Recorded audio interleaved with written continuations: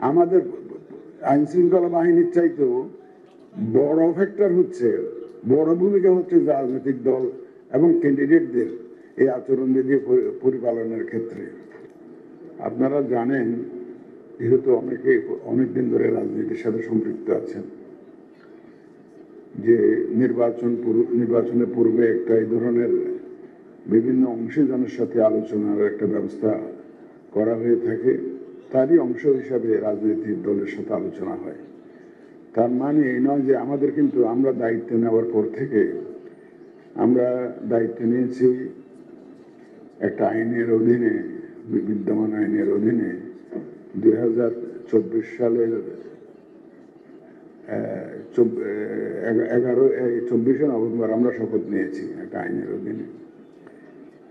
তারপর থেকে বিভিন্ন রাজনৈতিক দলের সাথে অবশ্য আমাদের আলাপ আলোচনা হয়েছে। বিভিন্ন রাজনৈতিক দল আমাদের সাথে দেখা করেছে, অনেক বিস্তারিত আলোচনা হয়েছে অবশ্য।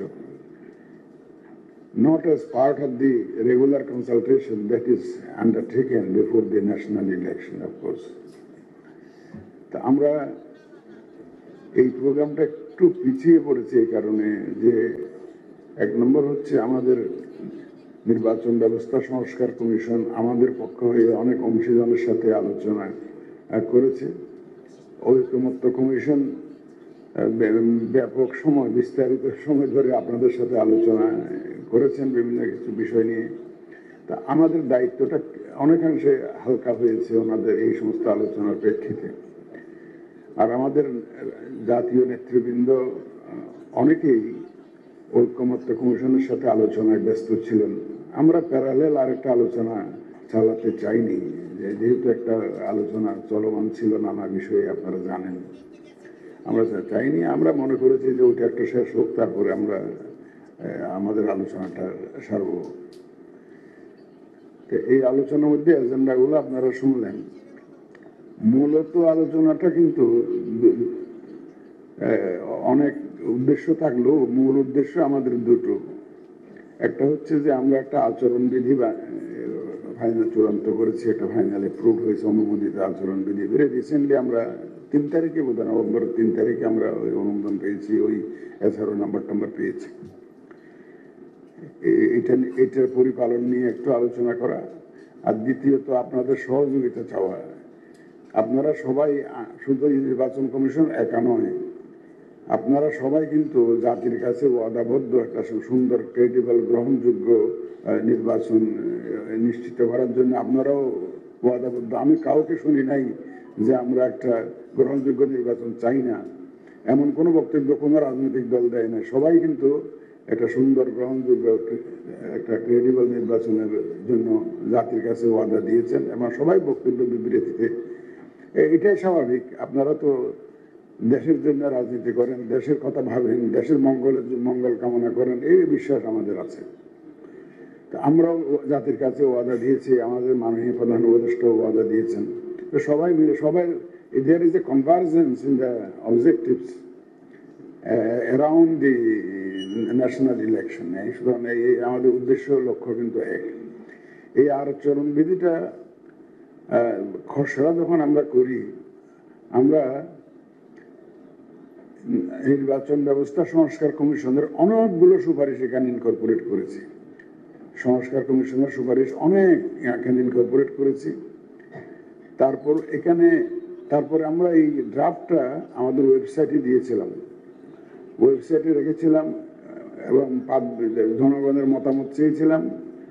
বিভিন্ন রাজনৈতিক দল লিখিতভাবে তাদের মতামত দিয়েছে, বিভিন্ন অন্যান্য সংস্থাও আমার বিভিন্ন লিখিতভাবে মতামত দিয়েছে। এই মতামতগুলো পর্যালোচনা করে, বিভিন্ন পলিটিক্যাল পার্টির মতামত পর্যালোচনা করে এটা আমরা চূড়ান্ত করেছি। এটা চূড়ান্ত এই পর্যায়ে এসে দাঁড়িয়েছে। এখন আচরণবিধি প্রস্তুত করাটা বড় কাজ নয়, আচরণবিধি পরিপালনটাই হচ্ছে গুরুত্বপূর্ণ। এটা সুন্দর নির্বাচনের জন্য আচরণবিধি পরিপালনটাই হচ্ছে গুরুত্বপূর্ণ।